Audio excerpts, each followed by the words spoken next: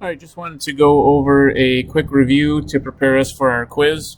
You can see I've already done all these problems, so I'm just going to run through them quickly and just kind of give you a brief explanation as to how I got my answers or why I did what I did for particular problems. So these first few were asked to simplify the radicals. Remember, when simplifying radicals, you want to look for the largest perfect square that the number underneath the radical is evenly divisible by. So in the case of our first one, we have the square root of 12. 12 can be broken down into 4 and 3, and the reason that I want to do that is because the square root of 4 gives me 2, so I end up with 2 square roots of 3. Next to that, we have the square root of 144. That is a perfect square. 144 is 12 times 12, so the square root of 144 gives me 12. Next, we have the square root of 8. 8 can be broken down into 4 and 2, so the square root of 8 can be broken down into the square root of 4 times the square root of 2. Square root of 4 is 2, so I end up with 2 square roots of 2. Next, we have the square root of 84. I can break that down into the square root of 4 times the square root of 21. And the square root of 4 is once again 2, so I end up with 2 square roots of 21. With our next example, we have a coefficient out in front. It is 3/4. So remember, that just means that you multiply that by whatever number you're pulling out from underneath the radical. So in this case, we have 3/4 times the square root of 72 becomes 3/4 times the square root of 36 times the square root of 2. Square root of 36 is 6, and 3/4 times 6 is 18/4. That reduces down to 9/2, so we end up with 9/2 square roots of 2. You could also write it as 4.5 square roots of 2, but either one is okay with me. Our next one, we have 4 square roots of 25. 25 is a perfect square. The square root of it is 5, so I end up with 4 times 5, which is 20. Our next one, we have the square root of a fraction. Remember, you can rewrite that as a fraction of the square roots, meaning the square root of the numerator over the square root of the denominator. That gives me the square root of 81 over square root of 64, which becomes 9/8. Same thing with our next example. We've got the square root of 2/49. I can rewrite that as the square root of 2 over the square root of 49. Square root of 2 is already simplest radical form. Nothing I can do with that, but the square root of 49 is 7. So I end up with the square root of 2 over 7. All right, so that's it as far as just simply reducing or simplifying our radicals. Now down here we have some operations that we're performing. So in the case of the first one, I am adding. Remember, in order to add, you must have like radicands. So I have the square root of 16, which reduces down to 4. Square root of 5 is already in simplest radical form. I can't add those together. My answer is just 4 plus square root of 5. There's nothing I can do any further. It's already in simplest radical form. To the right, we have 8 square roots of 12 minus 12 square roots of 3. It looks like right now that I can't subtract those because the number underneath the radical does not match. However, I can rewrite the square root of 12 as the square root of 4 times the square root of 3.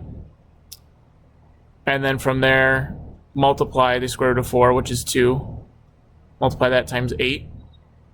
And then multiply that times the square root of 3 to give me 16 square roots of 3.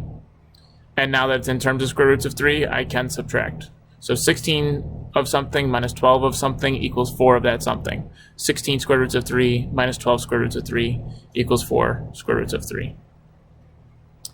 Back over to the other side. We have some multiplication. Remember, you multiply the coefficients times each other and then multiply the radicals times each other. 3 times 2 gives me 6. Square root of 2 times square root of 8 gives me square root of 16. So I end up with 6 times the square root of 16. Square root of 16 is 4. 6 times 4 gives me 24. To the right, same thing, but division. 8 divided by 2 gives me 4. Square root of 5 divided by square root of 3, square root of 15 divided by the square root of 5 gives me square root of 3. So I have 4 square roots of 3.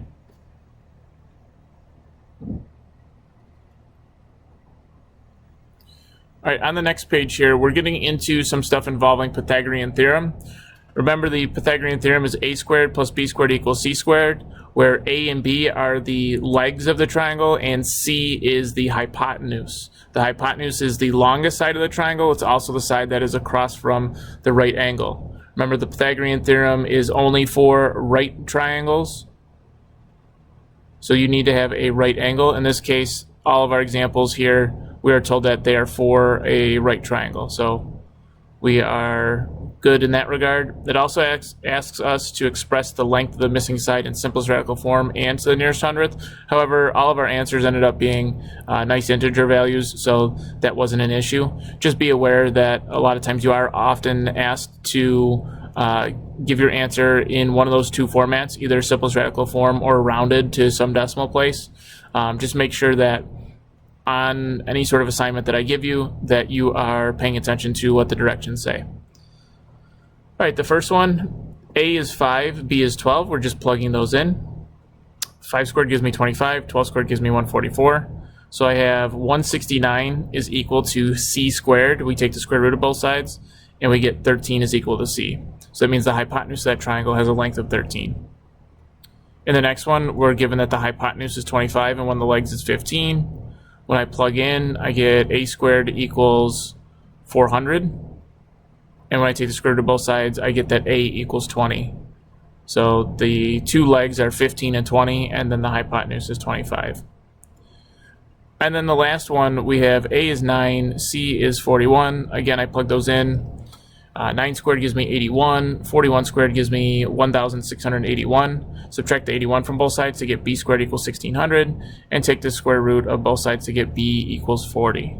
So the missing side, the missing leg, is 40 units in length.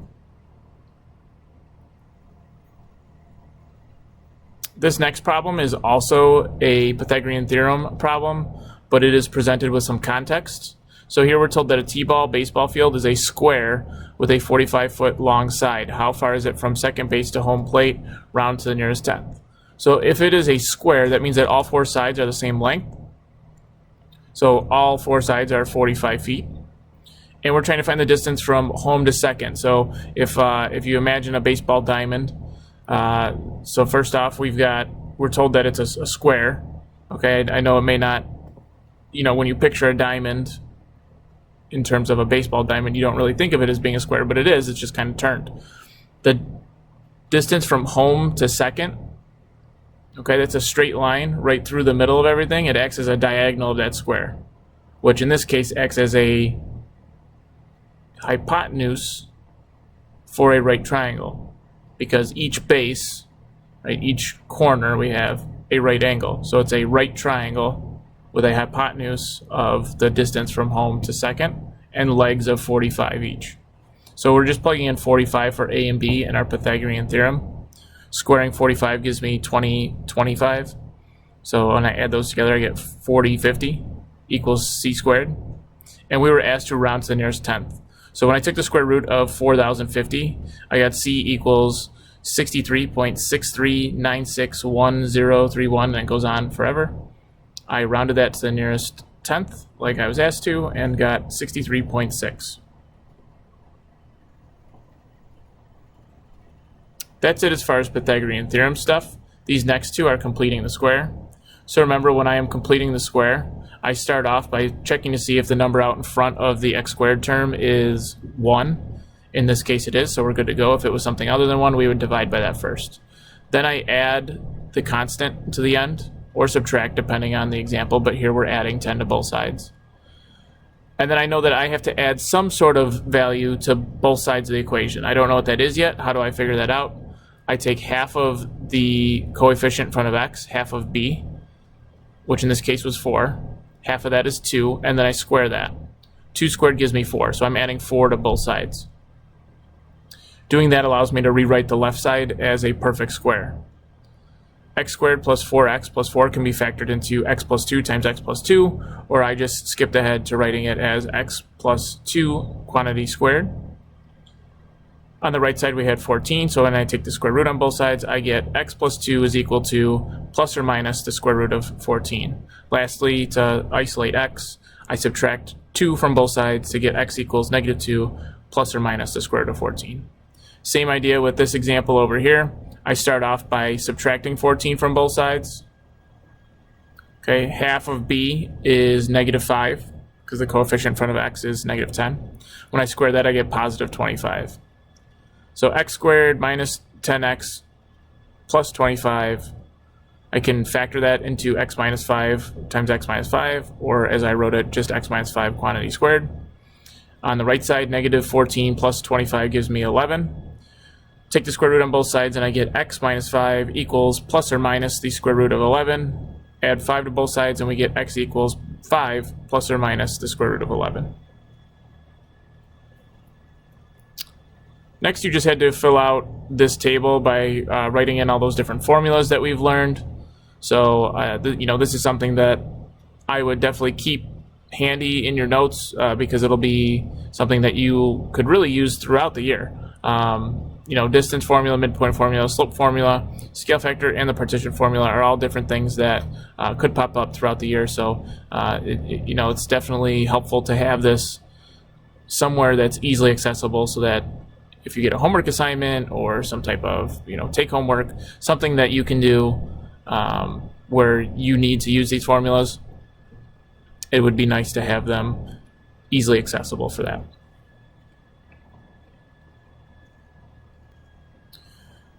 Okay, so down below we're using these formulas. Distance formula, you're just plugging in, you're changing x and changing y. Make sure you're careful in the case of, actually both of these are alright, but sometimes you might end up with a square root and underneath it you've got a negative number being squared. Just make sure that in your calculator you're putting parentheses around the negative number. So for instance, let's just say that I flip these numbers around for this first one.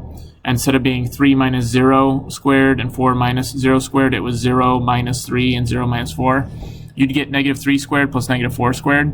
But the negative 3 and the negative 4 would be in parentheses. So when you square a number, whether it's positive or negative, you end up with a positive result. If you don't put it inside parentheses in your calculator, you would get an imaginary answer because it would try to take the square root of negative 9 plus negative 16. Okay, so just, again, be aware of that.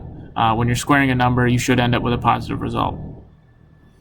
So in the case of the first one, we got a distance of 5. In the case of the second one, we got a distance of 13. I think the work there is pretty self-explanatory. Same thing down here. The only difference is we have context here. Find the length of a segment with endpoints of 12, 10, and negative 10, 12 in simplest radical form. So I plug those in. The big thing is once you get to the square root of 488, you need to try to figure out what's the largest perfect square that 488 is divisible by, and unfortunately it's only the number 4. There isn't anything larger than that, so I broke it down. It's the square root of 4 times the square root of 122, and I get 2 square roots of 122. On to some midpoint stuff. Again, I think this stuff is pretty self-explanatory. It's just kind of plugging the numbers in and making sure that you are adding correctly and then dividing by 2. In the case of this second one over here, if you wanted to leave it as 25 halves rather than writing 12.5, that's okay with me.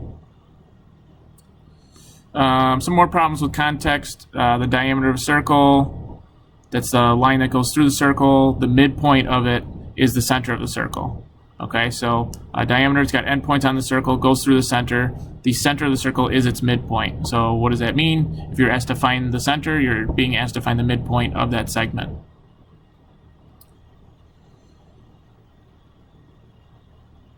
Number 4, we're using that looping method. We're given one endpoint and given a midpoint, and we're asked to find the other endpoint.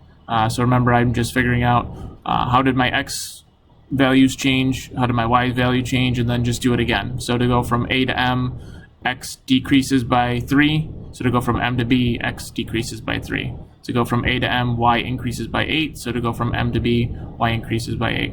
And again, that's because we've got the midpoint, and the midpoint is directly halfway between a and b. So from a to m, that is the same length from m to b.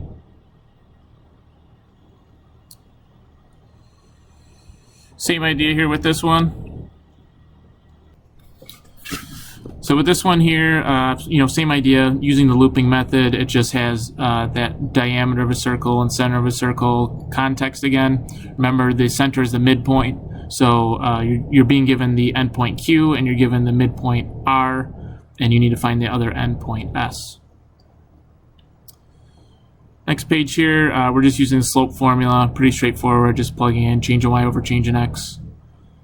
And then we've got to draw some partition line segments. Just make sure you're paying attention whether you're being given a ratio or a scale factor. Remember, ratio kind of compares the two smaller pieces that make up the whole thing, whereas a scale factor is comparing AP to AB, the small piece to the entire segment.